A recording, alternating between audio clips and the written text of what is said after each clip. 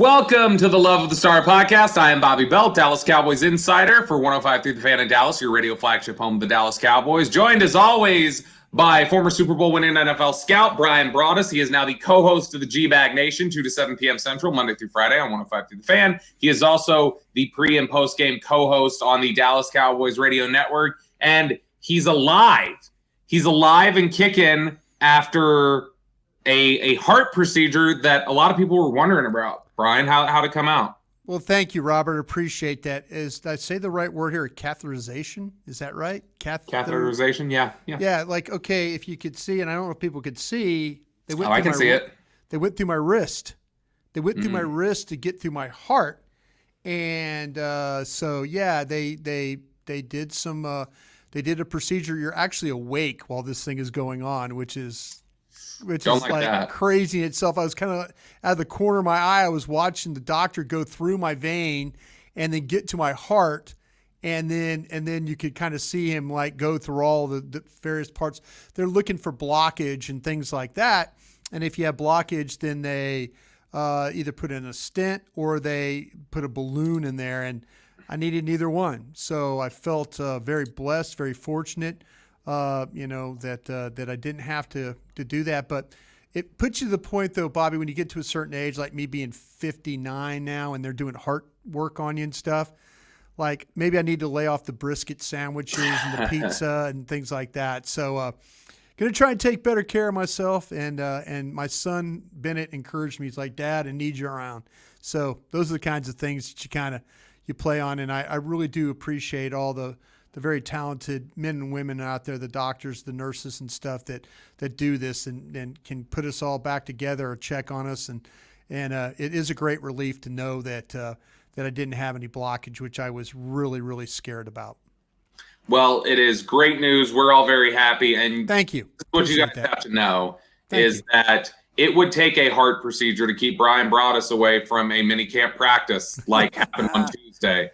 I think that's and you know what? It was only enough to keep him away for a day because he's up there at the Star in Frisco on Wednesday with me and Zach Wolchuk, our other teammate from 105 through the Fan, and we were out at Cowboys minicamp practices, mandatory minicamp. So there is 100% participation this time around. A couple players were missing from OTAs. I think they were actually in the building. We just didn't see them at all. Yeah, you were seeing everybody this time around. Trayvon Diggs was out of practice. DeMarcus Lawrence was not practicing today. He'll be ready for training camp. He told a couple of reporters standing by the locker that he had a scope on his knee this offseason and that he was still recovering from that. But a couple different headlines coming out of minicamp this week, Bryan. First off, before you get to practice takeaways, probably the biggest headline this week is that after spending OTAs at left tackle, after Mike Solari told us Tyler Smith was a left tackle, he comes into minicamp this week and he is playing left guard. And the Cowboys are talking about this as it's just keeping him sharp and having him work both. I still think Tyler Smith's future is at left tackle, but it is interesting to note, Bryan, when they give you those little rosters out at Cowboys practice, the only player who has a slash and double positions next to his name is Tyler Smith. He is listed as a guard tackle or a tackle guard, one of them. But you look at that list and they seem pretty committed to the flexibility of Tyler Smith. So he was inside at left guard. Tyron Smith was at left tackle. Matt Willetsko at right tackle. Practice today, Tyron Smith sat out. The left tackle was Chuma Edoga for most of the day, who had taken all his reps at guard, I believe, during OTAs. But Bryan, your thoughts on just some of the shuffling we're seeing along the offensive line here through these first couple offseason practices? Yeah, anytime that they tell you position flex, at one time I really wanted to buy it. I really wanted to embrace it. But the more I've gotten going through this, I always felt like that if you had position flex, you weren't really great at one position. They were always looking for a spot. But this is, it's funny because the Cowboys, they've always talked about, with the offensive line, continuity, and it was fantasy football when you move guys around. And, and then you start to suffer with some injuries, and the next thing you know, you're having to make these adjustments. But it's a full-on embrace now with this offensive line. And oh, well, hey, we've got this left tackle that can play right guard, and we've got this right guard that can play left tackle, and we've got this, this center that can play tackle. It's just, they have embraced the position flex, and it always reminds me of a guy, like they overpaid for a guy that had position flex. Tyrone Crawford, he had position flex. He was a tackle. He was an end. He got banged up. They tried to play him at spots, and oh no, he's a tackle. Rod Marinelli thinks he could be a great 3 technique, and they paid for that. And so ever since then, I've just kind of been very leery of if that's the right word, I hope I use there, that that when you start to talk about this position flex stuff, that but this time of year you can do this. OTAs, mini camps. You could take looks at guys at different spots and see if you can actually have a fit. We've seen Dan Quinn do it with some of his defenders. So the offensive line, it's a long way now from when they used to tell us about continuity and you think this is fantasy football. They are completely embracing that for sure. So I think that's definitely, they're in an exploration phase right now. They're trying to figure out as many combinations as they can and do as much as they can without Terrence Steele out there, who Mike McCarthy told us this week they are not sure if he'll be ready to go at the start of training camp. He may be a little behind, so that'll be something worth monitoring. But in terms of day 2 of minicamp practices, man, these almost felt more uneventful than even the OTA practices did. It felt like there was less to consume and less to see than normal. But one thing did stand out.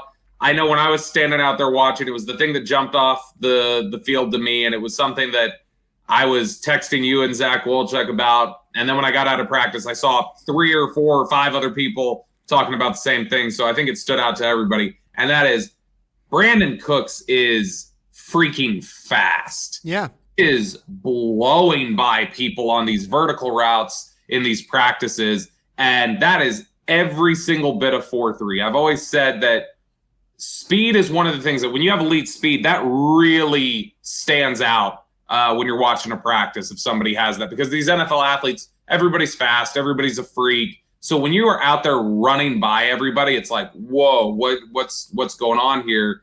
And that's Brandin Cooks. I'm really excited about him. And also at the same time, and we'll get into maybe a little bit of this next segment, also at the same time, a little bummed out that we're going to waste that vertical threat on a slant flats West Coast timing everything underneath offense. Well, we've kind of heard it's a combination of this offense was going to be a little bit of a combination of what they had in previous times, but with some new additions with the West Coast stuff. So, what did Dak call it? Texas Coast today. Texas Coast.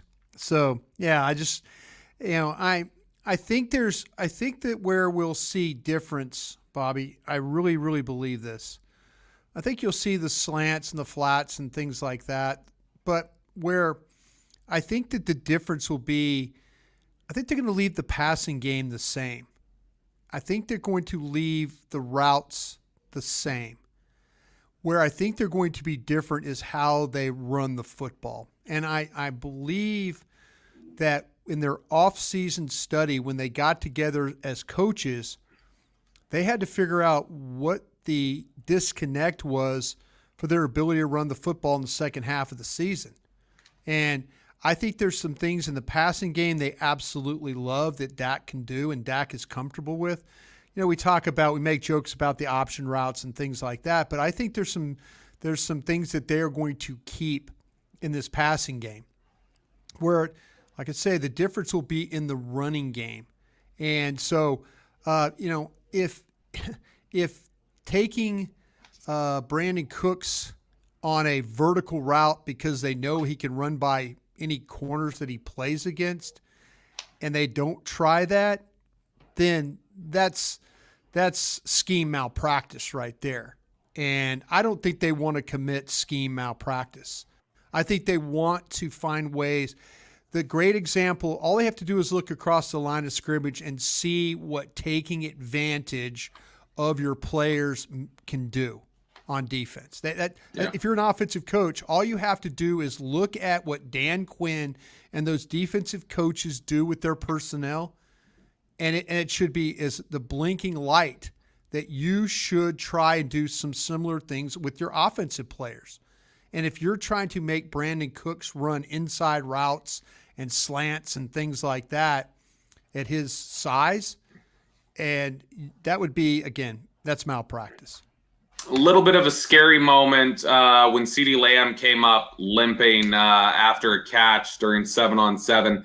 Now, it was his left leg. He kind of went over to the sideline, and then I saw him kind of cross over his leg, stretch, and Cramps. Jim Maurer was standing there. It looked like cramps to me. Jim Maurer walked over there and didn't even, that's the Cowboys trainer, didn't even bother working on him. Just sat there talking to CeeDee and watching him. That, to me, says cramps if he's just trusting CeeDee to stretch it out on his own. He's sitting there watching. Yeah, but CeeDee, I reached out. It's cramps. I reached out to the I'm sorry, Bobby. I'm running all over you there. No, you're good.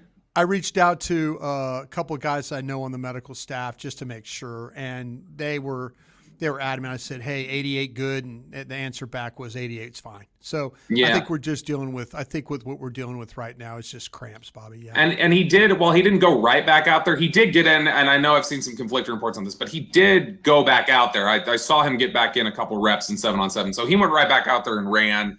And when he was leaving, he was joking around. Dak Prescott was doing his media availability, and he said something like, "We love Dak Prescott," and was joking as he was walking out. So he seemed fine.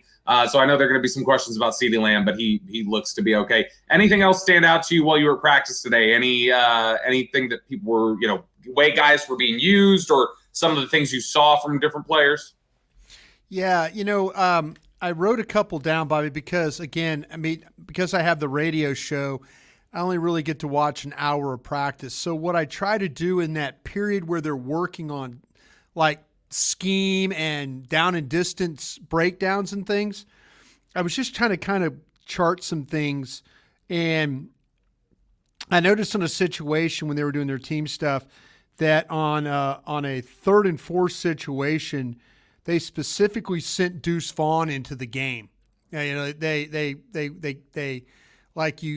getting ready. The play's over. It's, and you hear the down and distance, 3rd and 4, 3rd and 4. You hear them, say that, and then you immediately see Deuce Vaughn run onto the field and then get into the huddle. He only ran like a little check route, little spot route, and then actually got corrected afterwards because he didn't get deep enough, on the routes. His base for it wasn't very good, and they were kind of getting on him, and he needed to get a little further and get his base a little bit better.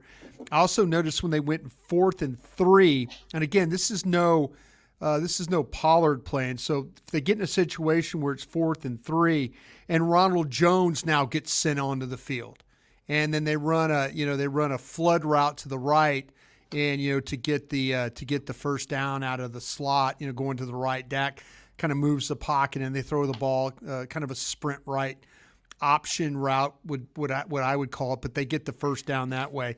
So I was just trying to kind of keep an eye on what they were doing. Diggs playing at the right corner, watching him do that, watching Gilmore play the left corner.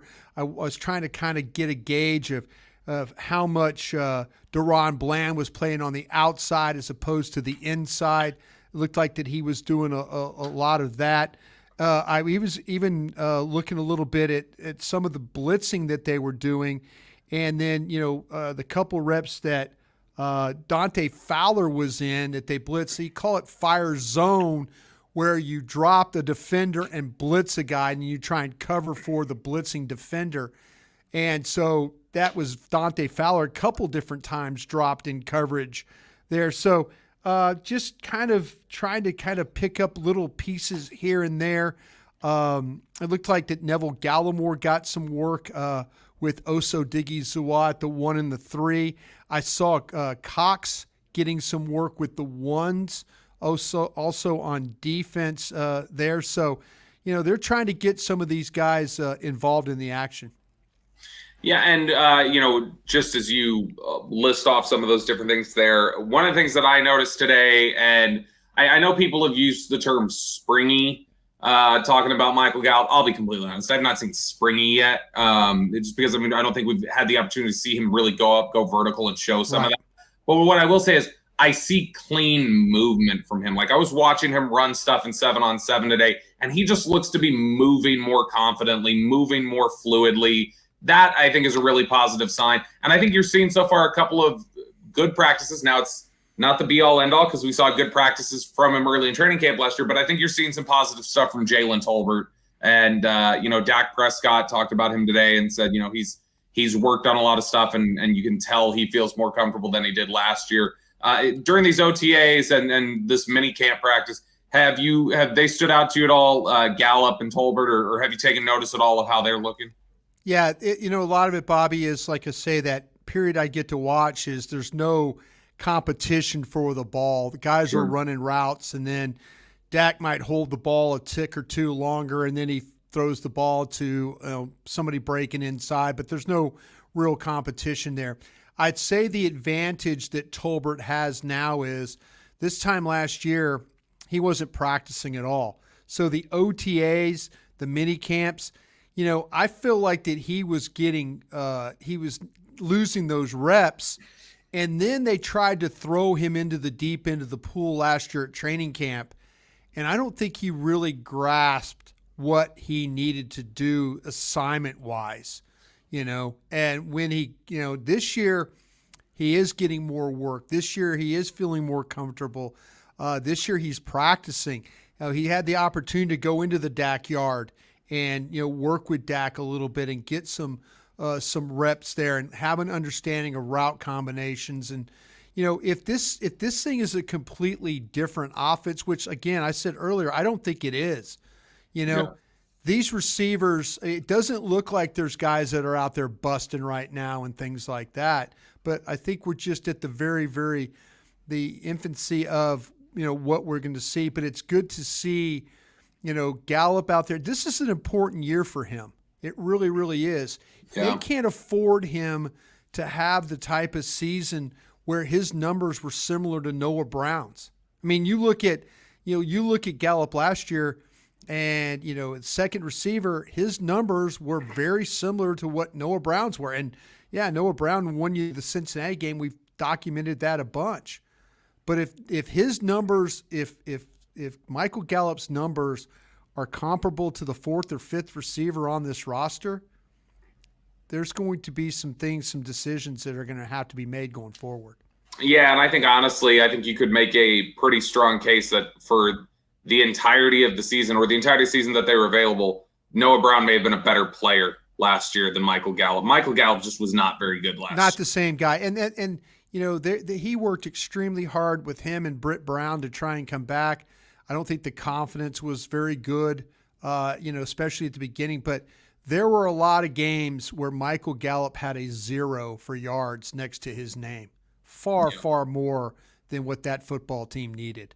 Yeah, you can't have him doing that, especially, after the financial investment they made him. One more thing before we transition over to some of the stuff that was said in the media on Wednesday. I know we kind of touched on this last week, but any concern that the health limitations that have kept Luke Schoonmaker out of some of these practices could present a similar dilemma to the one you ran into last year with Tolbert? That's a good question, because I actually was looking for him today and he was practicing. He was down on the JV field. He wasn't in a boot and all that. So at least he was out there working. Linda Wells had him in the drills and things. Yeah, my hope is he was out of 7-on-7, by the way. He was in the just the early practice that I saw. The early practice that I saw. Yeah, and that's why I was just letting you know, just so you know, 7-on-7, he did sit out. He did Jugs machine. Yeah. Well, I hope not, man. I hope not. I don't feel like that, that it's, they need him. I mean, I'm the guy, I think, that's kind of been the champion for him, being out there, being a starter, being a guy that when they get in 12 personnel, he's on the field. He stays on the field because he can receive the ball. And, I think he is a little bit of an underrated player when it comes to catching the football. So if if this plantar fasciitis, if that turns into something long term that limits the amount of work he gets, boy, that's going to be a big blow to this offense, in my opinion. You're listening to the Love of the Star podcast. The Love of the Star is an Audacy podcast. You can find it on the Audacy app or wherever you get your podcasts. All right, Bryan. So Dak Prescott and Mike McCarthy both spoke to the media on Wednesday. And Mike McCarthy had some interesting things to say. Todd Archer had asked him, Todd Archer from ESPN had asked him, what is it that you've learned about Dak this offseason? And it turned into what initially just started out as like kind of generic statements and stuff he had acknowledged he already knew about Dak, like, well, you can't ever give him too much. He really attacks it head on, that kind of a thing. Turned into some interesting comments about his vision of what he wants Dak's role or hand or influence to be in the offense. Mike McCarthy had noted, he said that he himself did not want to be thought of as any sort of a quarterback guru. That wasn't anything he was striving for, or an offensive guru. That what he wants is smart, Hall of Fame caliber type of quarterbacks, and he thinks the best way to do that is to get the quarterback to embrace it and own the offense, was the phrase he used. He wanted them to own it and make it their own. And he even used this analogy of, or used this instance of, they were in a team meeting recently, and they have a pass play in their plan called Duquesne. And that's the way that it's pronounced, is Duquesne. But Mike McCarthy said that they call it Duquesne, like they'd always called it that, even though it wasn't pronounced that way, would refer to it as Duquesne in play calls, or Dukes. So he said Dak had brought that up in a team meeting, said, well, what are we going to call it? And McCarthy drew pointed out the example of Dak saying that, and then him saying, look, you're in charge here. You tell me what we're calling it. Like, this is going to be your offense. You're leading that huddle. So what do you, and Dak said, well, I'm calling it Duquesne. And he's like, all right, that's fine. Then when I say Duquesne or Dukes, you know what I'm saying, but you go in there and you call it in the huddle as Duquesne, or you call it like, you're in command. You are the general. And Dak later was asked at media about how much freedom he has to change things at the line of scrimmage and control things himself. And he said complete freedom. And he said more than complete freedom. He said, actively encouraged a lot of times to do something different. That if I go up there and I see something and I say this isn't right, I'm not just going to run us into that. I need to be equipped to be able to get us out of there. And just so some interesting things about ownership and what this process will look like. How much of this do you think we're going to look at over the course of the season and say, there's Mike McCarthy's imprint, or this is what Mike McCarthy's doing? Or do you think it's like McCarthy's basically saying that, look, I'm giving him a shell, and what it sounded like today was Dak is controlling the offense. Dak is going to do whatever we're going to do. Yeah, I mean, that's Dak's going into his eighth year now? Mm-hmm. Yeah, and so, usually you get to a point in time where you want to give the quarterback the opportunity to do what he feels is necessary for the game plan to work, and every week it's, Dak is going to have input on what they do offensively. Dak is going to have input what they do, with the game plan. Dak is going to have influence with how it's executed on, game day. So, I understand, Mike, he had a quarterback like that in Green Bay with Aaron Rodgers. Aaron Rodgers had a lot of ability, had a lot of leeway to do what he needed to do, but if it turns into situations where, I'm okay with that. I'm okay. I've gotten in trouble before. I've tried to explain myself several times about how aggressive Dak can be, and that's great. I mean, I don't have a problem with an aggressive quarterback, but, is McCarthy, why do you make the change in an offensive coordinator? Yeah. If you're going to let Dak just be what he wants to be. And I'm not blaming Dak, or not trying to be negative with Dak. Please don't take this the wrong way. I'm just saying, that to me, the Kellen Moore situation and all that, the way it is, the way it went down, McCarthy clearly said, hey, there's some things we have to do differently here. But he's also, going to continue to give Dak that leeway. And, if I thought he was taking over the play calling and all that, he's going to be a little bit more control on, on how the game is going to go. But if he's willing to give Dak, that's fine. Dak's a veteran quarterback. Dak's been through the wars.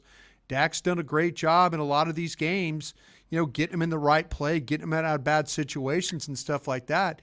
It's just surprising to me that McCarthy would want to take over the play calling, but then, still give Dak a bunch of leeway to do whatever he wants to do. Or did I read that the right way? Did I answer? Yeah, no. I think that's I think that's essentially what was being said. And some of that may be rhetoric. Maybe the cynic would suggest, well, look, Mike McCarthy doesn't have a scapegoat this year. So if the offense doesn't go right, maybe he's laying the groundwork early to say, well, it was really Dak's offense, not my offense. But I think what's more likely is they are equipping him to do what he wants to. Look, I think that being completely direct and honest about this offseason, I don't think Dak Prescott was the biggest fan of changes that were made this offseason. I don't. Yeah, I agree with you on that. I think an olive branch that probably has to be involved there is we're not going to micromanage you so much. Like we're still going to empower you to do what you feel is right, because that'd probably be really difficult if you moved on from guys that he really liked. He really liked Kellen Moore. Doug Nussmeier was something that I think that was a move that didn't make your quarterback very happy that you moved on from him. And I don't think he's the type that would ever say it like that publicly, but I think flat out he was probably pissed off that they did that. And I think that something that extends to him and is something that meets him a little ways like, hey, I'm coming in here, I'm trying to do this and this, but I just want to give you the tools to do what you think is best and what you think you can do. And I just think that's kind of where they're meeting in the middle. But I thought it was a fascinating thing that they were talking about today. And one other line that I thought was really interesting, because you said clearly there were things Mike McCarthy wanted to change from Kellen Moore. Maybe it was just in a long 2-minute answer, he just said something a little flippant and he didn't mean it this way. But I did think it was interesting. The very end of one of his answers, and I'm paraphrasing a little bit here, but it was something to the effect of Mike McCarthy said, and now we're finally going to be able to run the offense that we've wanted to run. And I think that's an indication that the last 3 years, and even the last 2 when they've had a lot of success, they clearly were not running the offense Mike McCarthy wanted to run. Yeah, and I just believe that I think there's going to be a lot of the passing game is going to be very similar. I think there are going to be some major changes in how they run the football.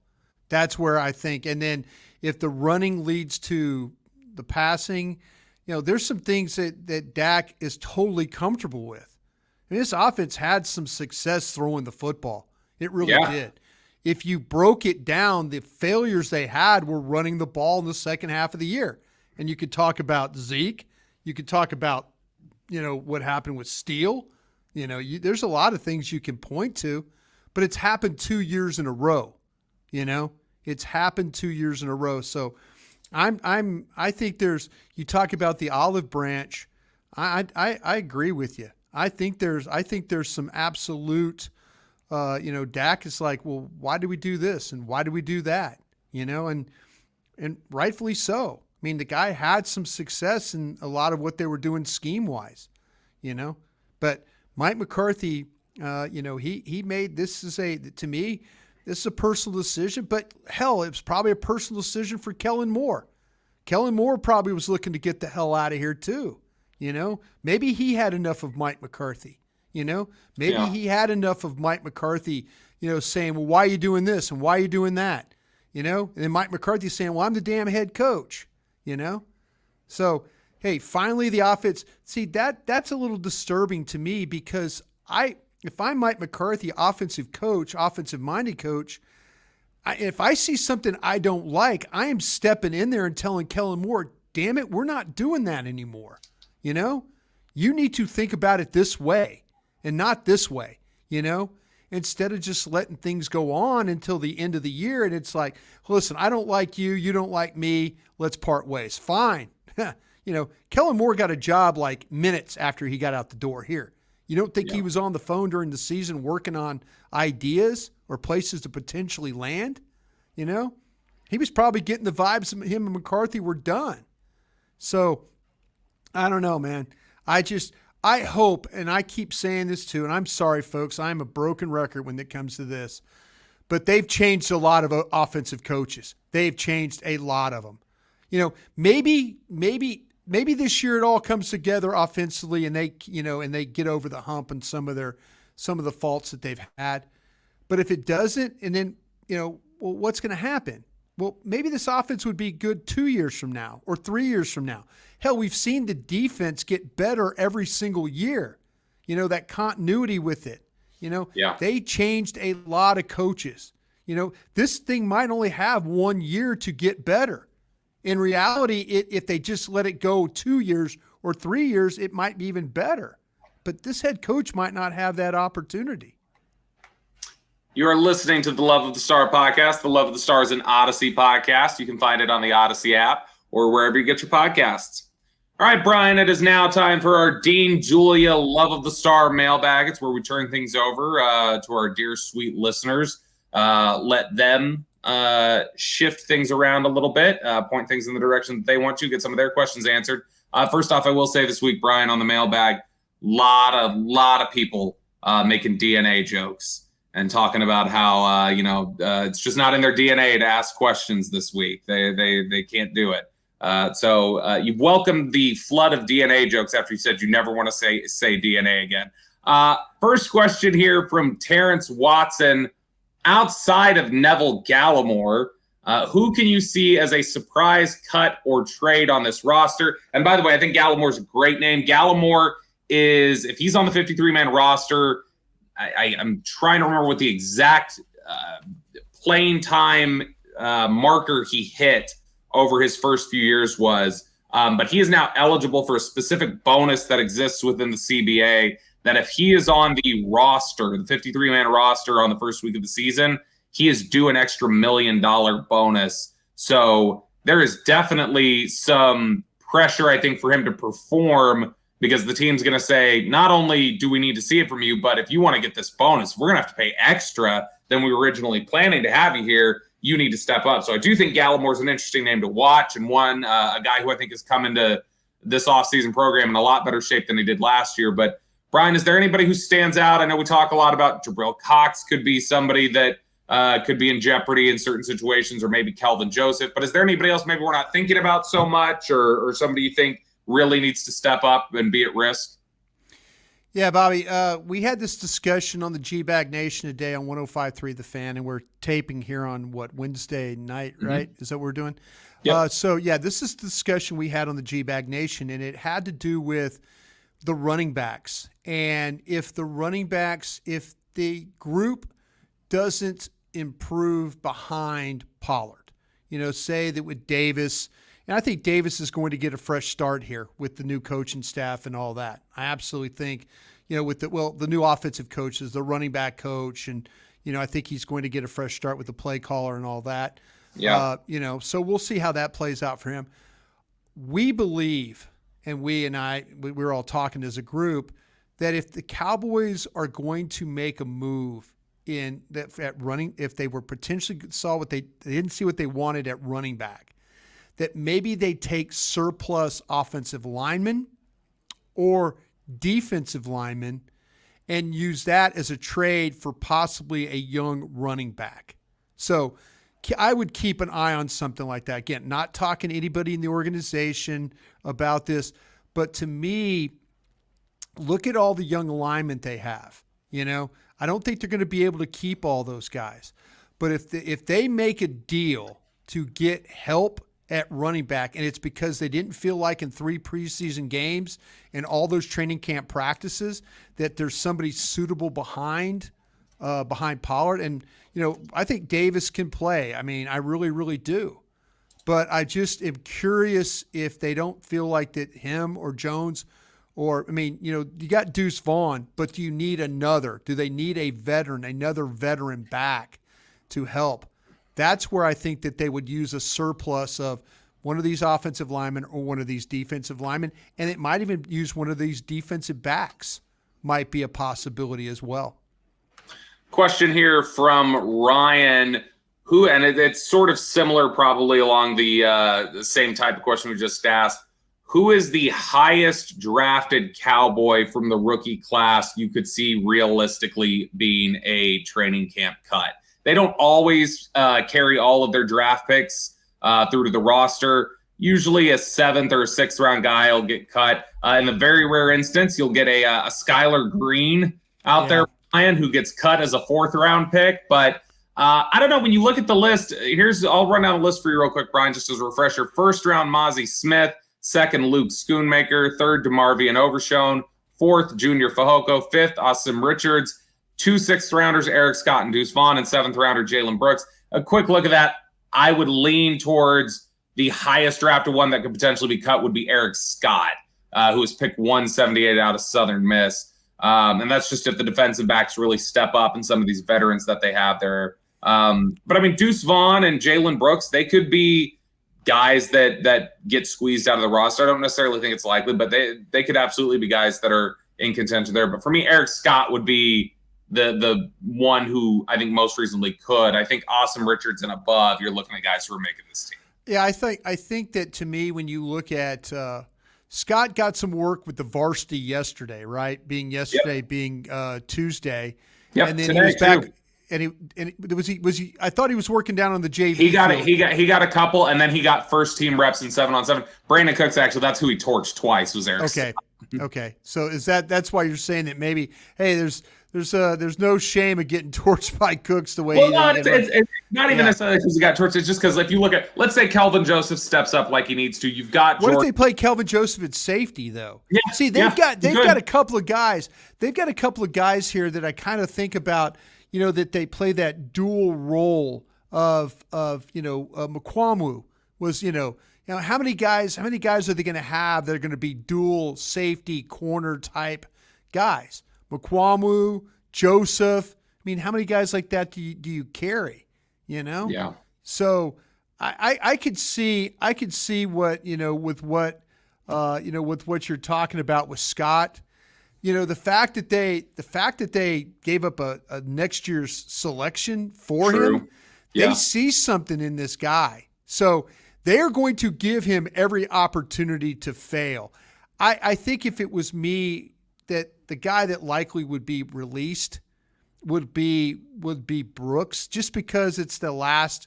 But they're going to protect their draft here. I think that it's just a position that's going to be hard for a rookie to make this team as a wide receiver, unless he shows up great on special teams and stuff like that. That would be, I think everybody else.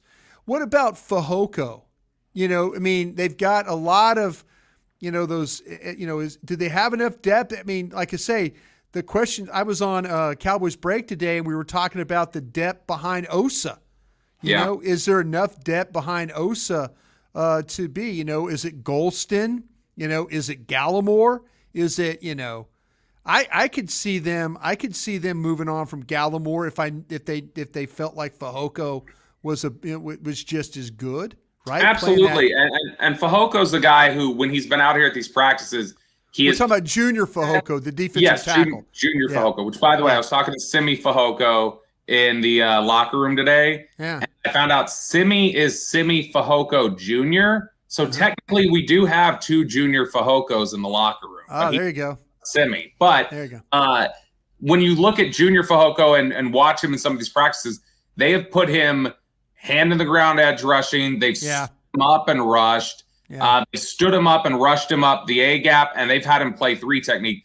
They're having him do a lot of different things. And when you talk to people around the team, I think you're hearing there's a lot of excitement from Dan Quinn specifically about him. I think that Fehoko absolutely could be a guy that pushes somebody who would normally be secure on the roster off of the roster. And so I don't think that that's a bad one to suggest at all. Nope.